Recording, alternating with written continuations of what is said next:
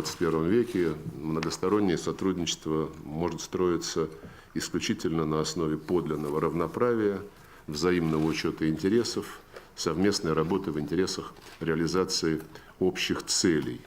Именно так осуществляется деятельность интеграционных структур на постсоветском пространстве, включая ОДКБ, Евразийский экономический союз, Содружество независимых государств. На этих же принципах работают и такие перспективные форматы, как БРИКС и ШОС, чьи саммиты состоялись в июле прошлого года в Уфе. Мы при этом, работая над интеграционными процессами на постсоветском пространстве, мы их не противопоставляем иным интеграционным усилиям, об этом громогласно и многократно говорило российское руководство.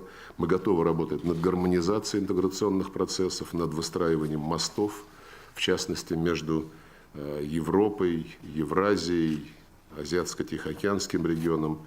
В истекшем году было заключено важное соглашение о свободной торговле между Евразийским экономическим союзом и Вьетнамом. Целый ряд государств, их десятки, проявляет интерес к подписанию аналогичных документов. Достигнута принципиальная договоренность о работе над сопряжением деятельности Евразийского экономического союза и китайского проекта экономического пояса «Шелкового пути». Это предоставляет очень широкие возможности для объединения усилий.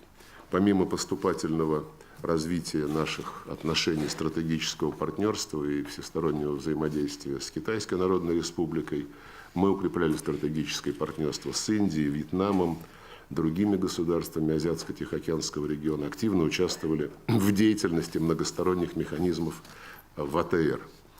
Дополнительные перспективы для сотрудничества открываются в связи с инициативой президента России о начале вместе с нашими партнерами по Евразийскому экономическому союзу консультаций с членами ШОС и АСЕАН по вопросу о формировании возможного экономического партнерства. Эти вопросы будут в повестке дня предстоящего в мае в Сочи саммита России и АСЕАН, которое будет посвящено 20-летию наших отношений с Ассоциацией государств Юго-Восточной Азии.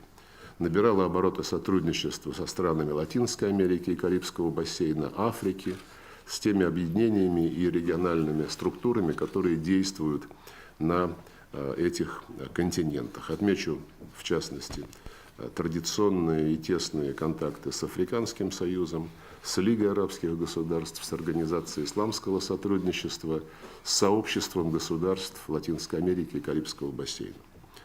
Руководствуясь принципами баланса интересов, верховенства международного права и центральной роли ООН, российская дипломатия способствовала успеху коллективных усилий на целом ряде важнейших направлений международной повестки дня. Отмечу завершение в прошлом году процесса ликвидации сирийского военно-химического потенциала.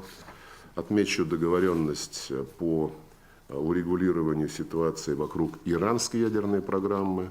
И несколько дней назад прекратили действие положений так называемых санкционных резолюций в отношении Ирана, резолюции и Совета Безопасности ООН, и резолюции, которые принимались Советом управляющих МАГАТЭ.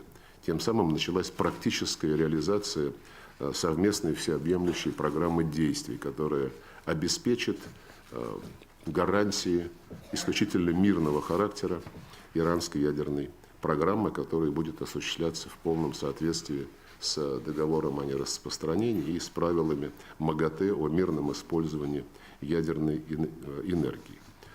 Это крупный шаг на пути окончательной и полной нормализации ситуации вокруг Ирана. Мы это активно поддерживаем, как поддерживаем любые шаги по устранению искусственных препятствий для международного общения, для участия любого государства в международной жизни.